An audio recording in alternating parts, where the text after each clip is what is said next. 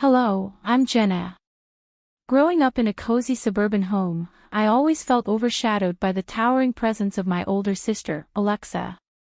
Our parents adored her, hanging on her every word, while I was just the other daughter. One fateful night, Alexa's jealousy took a dark turn. I woke to a cold draft and the sharp snip of scissors. My heart pounded as I touched my head, only to find my long-cherished hair brutally chopped and scattered across my pillow. There stood Alexa, scissors in hand, a twisted smirk playing on her lips. "Alexa, what have you done?" I choked out, tears filling my eyes. "Oh, come on, Jenna. It's just hair. It'll grow back," she said dismissively, twirling the scissors like a prize. I couldn't comprehend her cruelty. In a daze, I rushed to our parents' room, desperate for justice. "Mom, Dad, look what Alexa did," I cried, holding up the severed locks, my voice trembling. But they were groggy and irritated, hardly sympathetic. "Jenna, it's the middle of the night," Dad grumbled. "This is ridiculous." "Please, Mom, you have to see what she's done to me," I begged. Mom sighed, rubbing her temples. "Can't this wait till morning?" "No, it can't," I protested, the weight of betrayal crashing over me. As the argument escalated, Alexa stood there, playing innocent.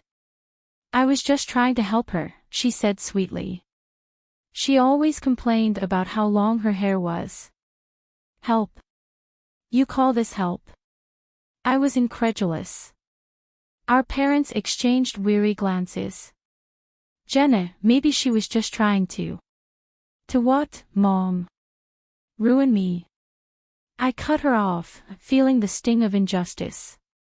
The room's tension thickened as I pleaded for understanding, but Dad's voice boomed with finality.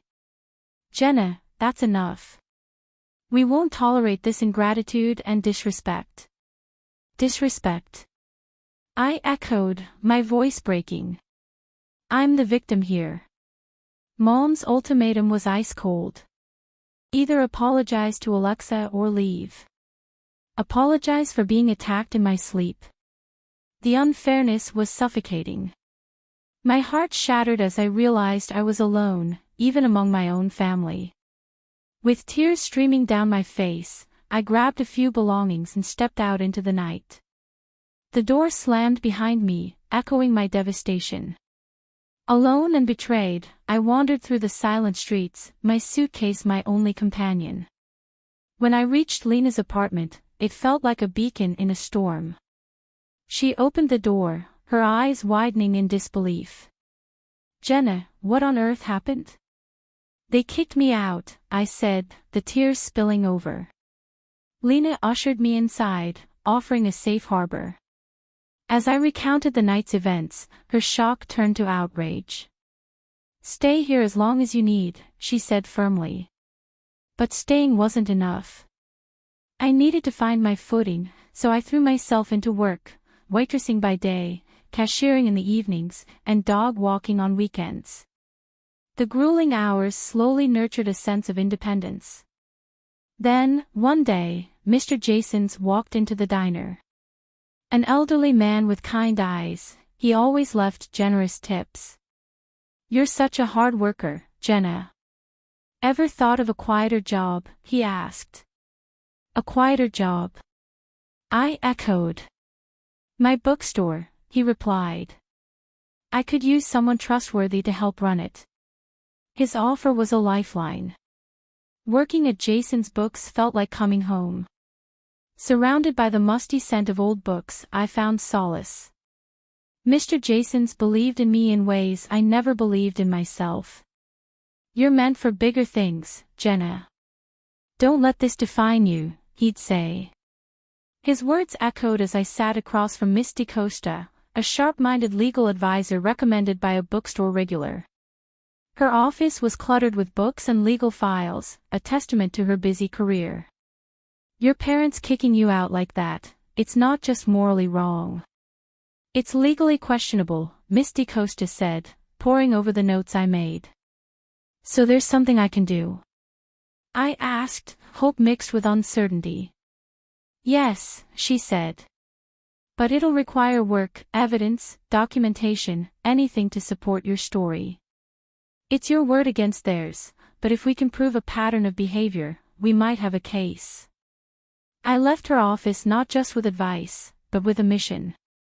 In my small rented apartment, I began meticulously documenting everything: text messages, emails, any scrap of evidence that could illuminate the mistreatment I had endured from my family. But gathering evidence was just the beginning. I needed a plan that would bring everything into the open and force my family to confront the consequences of their actions. My nights were spent researching, my days focused on assembling information. I reached out to old friends and neighbors, carefully building my case. Each piece of evidence was like a brick in the fortress I was constructing. "Document everything. Leave no stone unturned," Miss DeCosta advised in our weekly meetings. So that's exactly what I did. As my plan took shape, I felt a transformation within me. I was no longer just a victim of my circumstances, I was the architect of my destiny. The girl who had been cast out was now ready to stand her ground. I was determined to bring the truth to light, no matter what it took. Months of preparation led to this moment. My plan was meticulous, every detail had been carefully thought out. The evidence against my family was compiled, a blend of solid proof and strategic tactics. I started with Alexa. She had a knack for twisting reality, especially on social media, where she created her perfect life. I monitored her posts, knowing her image was her greatest pride. "Alexa loves the spotlight," I murmured to myself. "Let's give her a show." I began a subtle campaign, posting old photos of us with cryptic captions. "Missing the sisterly love." People took notice, questions were asked, and whispers began to circulate. "Here is your rewritten story with added punctuation for clarity and flow." I carefully shared stories and evidence with mutual friends, never revealing too much at once. Alexa's pristine image began to crack. Simultaneously, I assembled a legal arsenal: old email exchanges, voicemails, medical records, anything that illustrated years of favoritism and neglect.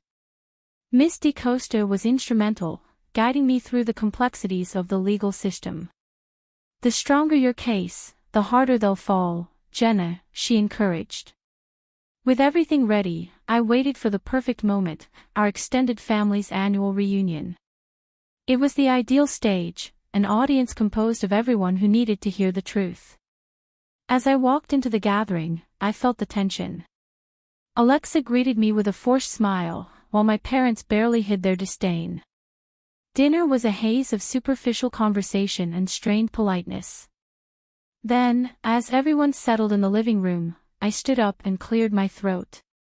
The room grew silent. "I have something to share," I began, my voice unwavering. I recounted the haircutting incident, the years of neglect, and the night I was thrown out. With each word, the tension in the room thickened.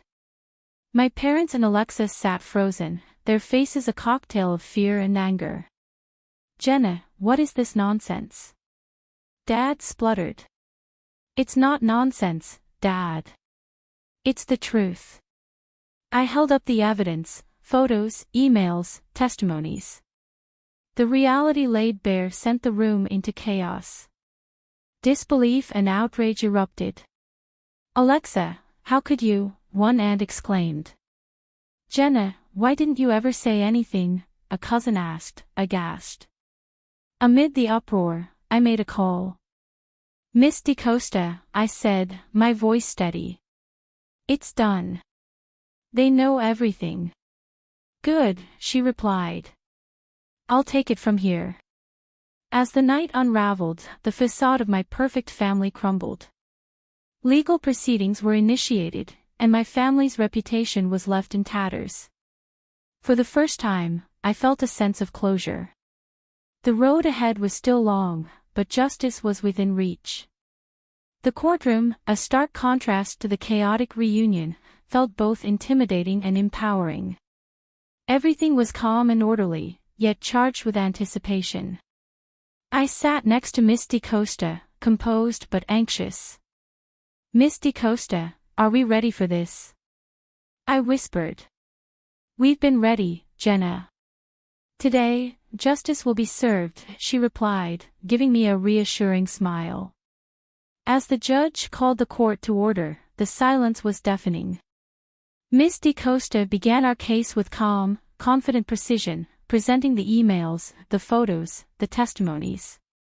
Each piece of evidence drove a nail into the coffin of my family's lies. My parents and Alexa sat next to their lawyer, their faces reflecting a mixture of anger and fear. Alexa cut her hair in her sleep, Miss DaCosta recounted firmly. And when Jenna sought support from her family, she was thrown out like a criminal.